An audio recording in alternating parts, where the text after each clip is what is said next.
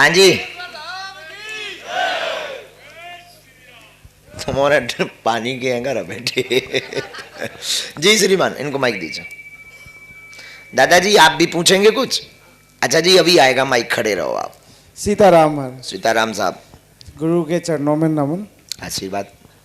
गुरु जी, मैं बाबा श्याम खाटू श्याम जी का छोटा सा भक्त हूँ और मैं बहुत आराध्य मानता हूँ, लेकिन मैं उनकी नित्य पूजा नहीं कर पाता। मन में मेरे बाबा है, नित्य पूजा नहीं कर पाता। क्या मैं जो रोजाना नित्य पूजा करते हैं, सुबह शाम भजन करते हैं, क्या पहली बात तो आप क्यों नहीं कर पाते? समय नहीं है या मन नहीं लगता? मन हो सकता है, मन उचट जाता है। हाँ, कोशिश तो करता हूँ मैं भजन भी करूँ, सब करूँ, लेकिन एक उपाय कीजिए, जी आप सेवा करना शुरू कर दीजिए। जी जैसे अपने तन की करते ना, जी वैसे ही बाबा खाटू की करो। जी स्नान करवाओ, जी तेल फुलेल इत्र लगाओ, तिलक चंदन लगाओ। जी अगर कोई विग्रह है, विग्रह यानी चित्र, वस्त्र पहनाओ, फूल माला पहनाओ। 2-4 महीने लगेंगे, आपका मन रमने लगेगा, धीरे धीरे बातें होने लगेंगी, धीरे धीरे मुलाकातें होने लगेंगी, प्रेम बढ़ जाएगा, मन स्थिर हो जाएगा। मैं उनके रूप में श्याम बाबा की है मेरे पास, और वो छोटे वो विग्रह मिलता है ना उनका, तो हाँ, तो मैं श्याम बाबा की वो है, उनकी भी कर सकता हूँ। उनकी हाँ, तो क्या एक ही दोष? कोई पूजा करने से कोई दोष नहीं, करो, बेझिझक करो। एक और सवाल था। मैं घर सुनना है कि घर में जो पूजा स्थल है और भगवान की एक मूर्ति, जैसे मैं मूर्ति नहीं रख सकते, एक साइज में रख सकते हैं, जो कि और मंदिर का अलग साइज होता है, तो घर का और बाहर का मंदिर का 11 अंगुल के नीचे घर के ठाकुर जी की सेवा होनी चाहिए। शिवलिंग विग्रह 11 अंगुल से कम, जी, बाकी शेष मंदिर में। जी, धन्यवाद। दादाजी को दे दो। हाँ जी, अब आप बहन जो पिछली बार खड़ी हुई थी, आप खड़ी हो जाओ, तब तक माइक पहुंचेगा, तब तक हम इनको दादा। हाँ भगवान आज्ञा करो। हम महाराज को वंदना है। एक हमरो भतीजो पागल होगा वो वाक पूरी रामायण कर गई, बोले जो बताओ रावण की को बाप तो। को कोई रास्ता बताओ। अच्छा जी, अभी आप बैठो, हम बभूति देवी। हाँ। दरबार कल लगने कक्का। अबे हमने पूछी थी हमकी भगवान से संबंधित है प्रश्न, बोले यस। प्रार्थना हम बहुत दिनों की लगा रहे हैं। मोरो कक्का में देते हो, माइक अबे छोड़ दो। बभूति पहुंचाओ में तनक दिया, अबे मोर ठंडे लगता है, चाय पे भाभी इंजन गर्म हो। हाँ बहन जी। सीताराम गुरुजी। सीताराम मोरी बहन। गुरुजी, मेरा एक सवाल है। हाँ। जैसे कोई महिला या पुरुष अकाल मौत शांत हो जाते हैं, तो वो कहते हैं, मतलब सब लोग की 10-15 दिन, महीने भर घर में ही उनकी वो आत्मा रहती है, तो उनको एक मौका क्यों नहीं मिलता कि वो दोबारा जीवित उसी समय होके? भगवान के नियम को भी बदलना चाहिए। वाह, क्या नाम है बहन आपका? पूजा जैन। पूजा जैन। कहाँ की हो बहन? अशोकनगर। यहीं की? हाँ। बहन, मृत्यु एक ऐसा विषय है जो तन से जीवात्मा निकली, फिर लौट कर ना तो कोई उसे कैद कर सकता है उस तन में, ना कोई लौट कर बैठा सकता है। हाँ, कोई बड़ा सिद्ध योगी है तब। आपने कहा कि भगवान एक मौका क्यों नहीं देते? उसके भी बच्चे रहते हैं, परिवार मिट जाता है। आपने कहा ना एक मौका क्यों नहीं देते हैं। अगर भगवान ऐसा सबके साथ करने लगे तो प्रकृति का नियम और प्रकृति का संतुलन बिगड़ जाए। फिर उनके दोबारा रहने से भी, बहन आने से भी परिवार में कोई खास प्रभाव नहीं पड़ना है।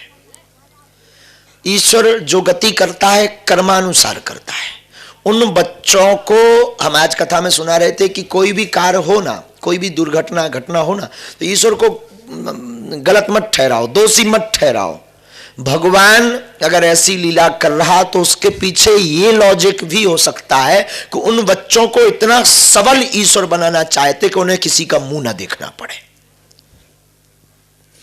तो भगवान की लीला में इसमें तो कभी, अब हमारी तो ईश्वर से चर्चा होती नहीं बहन, लेकिन हम अंतिम बात में यही करवद्ध निवेदन करेंगे कि इस गति पर किसी का वश नहीं, और ईश्वर अगर ऐसा करेगा तो प्रकृति का संतुलन बिगड़ जाएगा।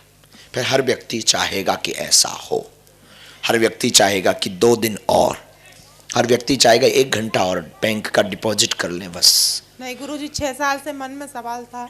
जी बहन, कोई नहीं बहन, आपकी भावनाएं हैं, लेकिन बहन हम ये भी मान रहे हैं कि ये भावना खुद से प्रकट हुई है, आपने बहुत करीब से अनुभव किया है, ये भी हम मान रहे हैं बहन। तो हम यही कहेंगे बहन कि ये ईश्वरीय गति है और इससे प्रकृति का संतुलन बिगड़ता है, इसलिए ईश्वर जो करता है अच्छे के लिए करता है।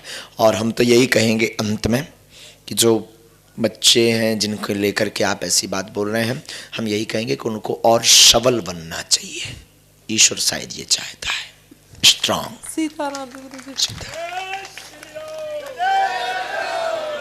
ईश्वर से संबंधित पूछेंगे आप? हाँ जी, माइक दीजिए इनको, फिर लालटी से ये कोटी वालों को। महाराज जी प्रणाम। प्रणाम। कोटि कोटि प्रणाम। भूरी भूरी आशीर्वाद। हाँ, कोटि कोटि कोई प्रणाम करे तो उसका होता है भूरी भूरी। भूरी भूरी मतलब बार बार। दंडवत प्रणाम। दंडवत प्रणाम। इसका कल बताएंगे, आज हमारी डिक्शनरी में नहीं है। महाराज जी, एक प्रश्न था कि सीता जी ने राम भगवान को स्वयंवर के माध्यम से ही क्यों मतलब वर चुना?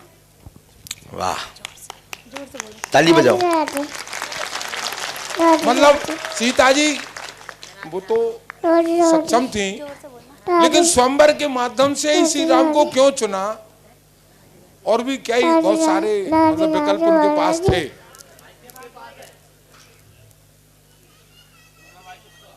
हाँ जी प्रभु, बस सीता जी को स्वयंवर के ही माध्यम से क्यों चुना, इसके बाद भी आप कुछ एक लाइन बोले, हम वहां ध्यान दिए थे। हाँ हाँ, मतलब वो चाहती तो और भी सारे विकल्प थे। बिल्कुल, बहुत अच्छा प्रश्न। इसके पीछे 4-5 तथ्य प्रकट होते हैं। पहला विषय यह है कि भगवान श्री राम जी को संपूर्ण देश विदेश के राजाओं के सन्मुख धर्म की रक्षा के लिए डंका की टंकार करनी थी। उन जो राजा अपने आप को बहुत बलशाली मानते थे, उनके सामने ही धनुष उठा करके उनको टंकार दी। तो भगवान बताना चाह रहे थे कि भैया तुम ही भर बलवान नहीं हो, तुम भर वीर नहीं हो, हम रघुवीर हैं। एक कारण ये, इसलिए जो है धनुष यज्ञ का माध्यम भगवान राम जी ने चुना। दूसरा कारण, राम जी धनुष यज्ञ में इसलिए गए क्योंकि महाराज जनक और राजा दशरथ जी में आपस में अनबन थी, आमंत्रण नहीं देते थे एक कारण कृत्य के। तो भगवान को पता था कि ये जो है हमारे पिताजी को चिट्ठी नहीं भेजेंगे, बाकी राजाओं के पास जाएगी। तो अब एक ही उपाय है कि गुरु जी के माध्यम से धनुष यज्ञ में जाकर के भगवान की परम भक्ति मता, जो जानकी जी है वो भगवान की भक्ति है, राम जी भगवान है, भगवान को पाने का साधन भक्ति है। इसलिए भगवान अपनी परम भक्ति मता यानी हमारी मैया जानकी जी को पाने के लिए स्वयंवर का माध्यम चुनते हैं। ये दूसरा कारण। तीसरा कारण रावण को चुनौती देना था। वही रावण जो अपने आप को दिग्विजयी मानता था, चलत दशानन डोलत अबनी, जब रावण चलता था तो पृथ्वी डोलती थी। तो रावण को लगता था कि हम हैं तो कोई नहीं है। तो भगवान राम जी ने स्वयंवर का माध्यम इसलिए, वह धनुष भंग का माध्यम इसलिए चुना कि रावण, जिस धनुष को तुम उठा नहीं पाए तही क्षण राम मध्य धनु तोरा, भरे भुवन धुनि घोर कठोरा। उस धनुष को हमने एक क्षण में तोड़ करके फेंक दिया। चौथा तथ्य हम आपको इसका उत्तर यह देंगे कि वास्तविक यह है कि राम जी में और जानकी जी में अंतर नहीं है, जी प्रभु, हमेशा से ही उनके हैं। वो तो पिक्चर की लीला पूर्ण करने, जैसे रामलीला में जैसे बाप रावण बन जाए, बेटा राम बन जाए, तो मंच पर तो दोनों कहेंगे रावण खबरदार, लेकिन पर्दा जैसे ही गिरता है सुबह उसका मेकअप छोटा हो तो उसका बोले चाय पी लो पिताजी। तो वस्तुतः ऐसी ही राम जी की लीला है कि दिखने में तो ऐसी अनेक प्रकार की लीलाएं दिख रही, पर ये सब भगवान के द्वारा पूर्ववत नियोजित लीला है, ताकि मानव हमारे चरित्र पर चल करके, रामचरितमानस का अर्थ क्या है? मानस चरित्र राम, जिस मानस का चरित्र राम की भांति हो जाए वही रामचरितमानस है। तो ये प्रभु श्री राम जी की एक अवतार की लीला है, इसलिए भगवान ने धनुष भंग, स्वयंवर नहीं कहेंगे, धनुष भंग कहेंगे, वीरता दिखाकर विवाह किया है। और वीर हैं भी हनुमान जी, देखो हनुमान जी महावीर है, राम जी रघुवीर है, तो वीर हैं भी, तो वीरता दिखा करके भगवान ने भक्ति। इसका एक और आशय है, मानो राम जी कहना चाहते हो कि जब तक वासनाओं को तुम तोड़कर नहीं गिराओगे तब तक भक्ति को नहीं पा पाओगे। तो धनुष है वासना, भक्ति है माता जानकी। राम जी ने स्वयंवर इसीलिए चुना है, धनुष भंग इसीलिए चुना कि पहले वासनाओं को तोड़कर फेंक दो, फिर भक्ति को पाओगे, फिर हमको पाओगे। धन्यवाद। और दूसरा प्रश्न महाराज जी, अब आप रहने दीजिए, कुछ लोगों के और तुम्हारा चैप्टर जरा लॉन्ग हो जाता है। हम भी अंजन गरम भव नौ नौ